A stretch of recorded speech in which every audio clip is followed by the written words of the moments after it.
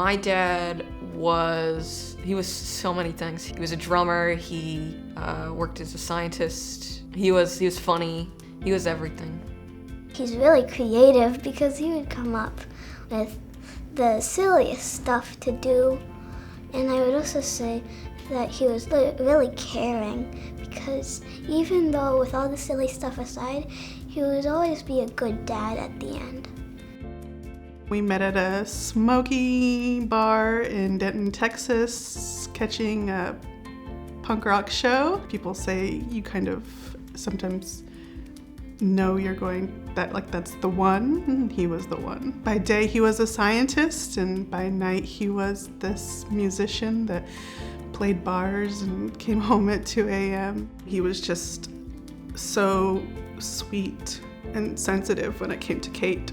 She really picked up his love of music, and they were always writing songs together, playing instruments together, singing. He was just the best dad.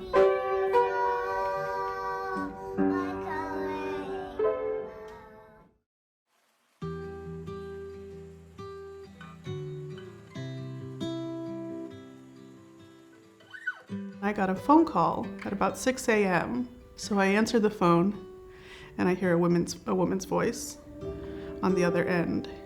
And she said, "I just found him unconscious. I'm here at UT Southwestern, which is where he worked. The paramedics were trying to resuscitate him, and they'd been trying for a while.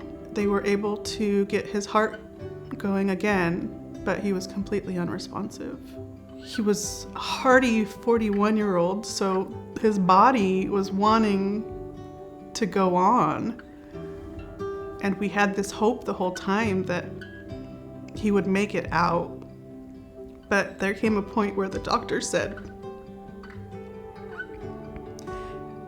"That's not gonna happen." So they were at home just knowing that their daddy was in the hospital and that I was there hoping he would get better, but I had to come home and tell them that their dad was going to die.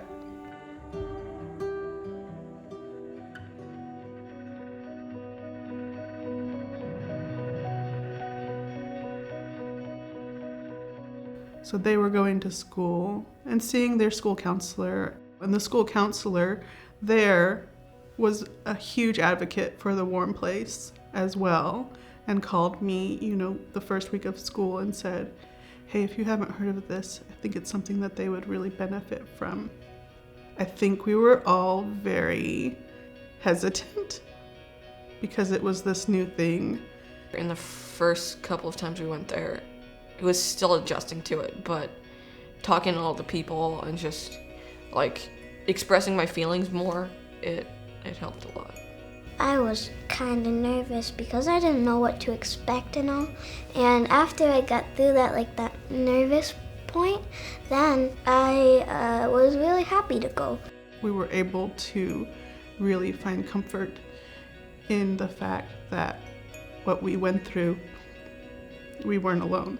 You have support and you have people that have been through these things that understand. When we'd get home from our nights at the warm place, the kids would have some really big breakthroughs. When I came into the warm place, I was very solemn and sad about it, and I didn't want to share it with anybody. But as I went through, time definitely helps, but being around all these people and talking about my feelings, you're still the person that you were when it happened. They're just not there anymore. And you can push through it and you can be the best person you want to be for them. And you get to see people that also have lost a parent, and it makes you feel better about it. Or just relative or sister or brother, or any person in your family. There's probably some people at the warm place who have also have that experience. The warm place is just this really warm, welcoming group that is here to support you through your grief journey and remind you that you're not alone.